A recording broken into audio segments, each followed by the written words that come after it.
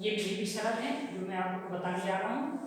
इसमें आपको पता है अल्फा प्लस बीटा बराबर 1/4 है, तो ये शून्य को योग है, इसका गुणांकों से क्या संबंध होता है? गुणांकों से संबंध होता है -b/a, यही होता है। चलिए ये हो गया हमारा गुणांकों के अनुपात के रूप में लिखना।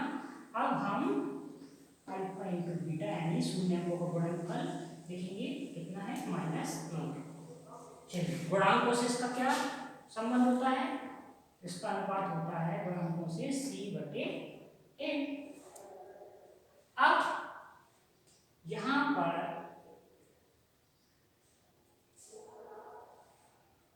देखिए कि a की जगह पर यहाँ पर 4 आ रहा है, लेकिन यहाँ पर a की जगह पर इसके हर में कुछ भी नहीं है।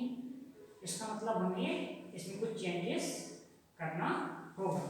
आइए यहाँ पर हम 4 लाख के लिए क्या करेंगे, यहाँ पर इसमें इसको हम परिमेय में बदलेंगे, -1 के बटे में क्या लिखेंगे 1, ठीक है।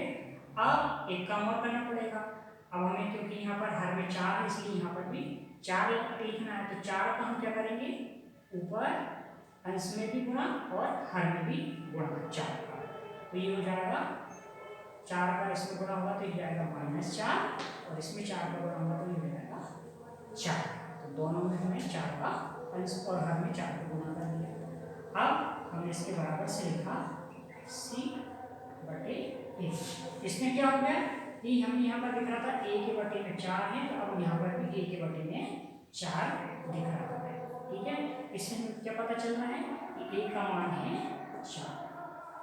अब बचा b और c, तो b का मान आप लिखें, तो यहाँ पर 1 दिख रहा है लेकिन यहाँ पर माइनस नहीं लगा, यहाँ पर b में माइनस लगा है, तो इसका मतलब ये होगा कि b का मान हमें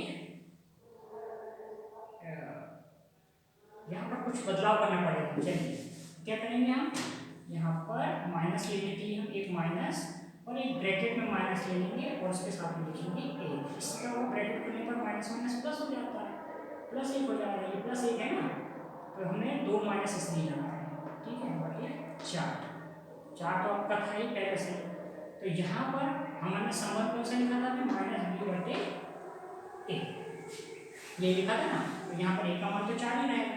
अब यहाँ पर हम देखें b की जगह पर क्या है -a, ये वाला माइनस तो ये वाला माइनस के बराबर हो गया, ठीक है, और b की जगह पर क्या है -a, इसका मतलब ये हुआ b का मान हो गया -1 और c का मान कितना है यहाँ से देखेंगे -4, यहाँ पर c का मान है -4। इस तरीके से हमारे पास में a, b और c के मान ज्ञात हो चुके हैं, a का मान 4, b का मान -1 और c का मान -4, ठीक है।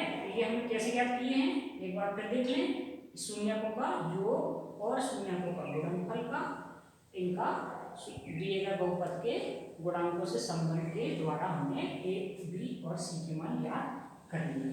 अब a, b, c के मान को हम कहाँ रखेंगे, द्विघात बहुपद का जो व्यापक रूप का फॉर्मूला होता है, क्या होता है ax² + bx + c, यहाँ ये व्यापक रूप होता है ना, आपको पहले भी बता चुका हूँ, व्यापक रूप है ना, आएगा द्विघात बहुपद है ना। यहाँ पर a, b और c के मान हमने निकाल ही चुके हैं, बस आपको a, b और c हटाकर उनके मान रख देना है। तो a हटाकर रखेंगे 4, इसके साथ में x² लिखना पड़ेगा, प्लस b हटाकर हम क्या लिखेंगे -1 ब्रैकेट में लिखेंगे क्योंकि माइनस लगा हुआ है, और उसके साथ में क्या लिखना पड़ेगा आपको, b का मान रखने पर में x लिखना पड़ेगा, x लिख लिया। अब प्लस और c को हटाकर हम क्या लिखेंगे -4, क्योंकि माइनस लगा हुआ है इसलिए ब्रैकेट में लिखेंगे। अब हम ब्रैकेट हटाएंगे, ये हो जाएगा